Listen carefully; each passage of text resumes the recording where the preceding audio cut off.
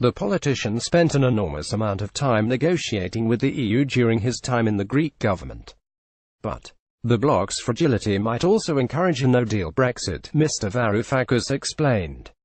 He told BBC Newsnight on Wednesday evening, the EU feels more fragile daily and they would much rather jeopardise a trade surplus and massive economic pain than the integrity of the single market. The EU must preserve the single market. The single market is more fragile than it seems, and any breach of it at any part of the EU is going to be detrimental to the interests of those who are trading within the single market. The newcomer's Transport Secretary Chris Grayling defended giving a government no-deal Brexit ferry contract worth almost £14 million to a firm with no ships, saying the deal was not a risk. Speaking to the House magazine, he also said he did not expect Kent to come to a grinding halt, even if there were lorry jams caused by the imposition of customs checks at the Channel ports.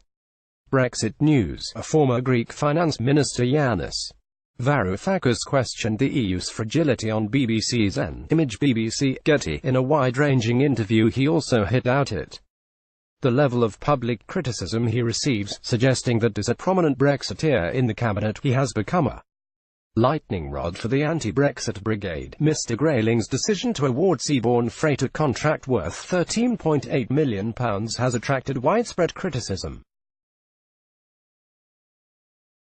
The firm was one of 3 firms awarded contracts totaling £108 million in late December to lay on additional crossings to ease the pressure on Dover when Britain leaves the EU, despite having never run a Channel service.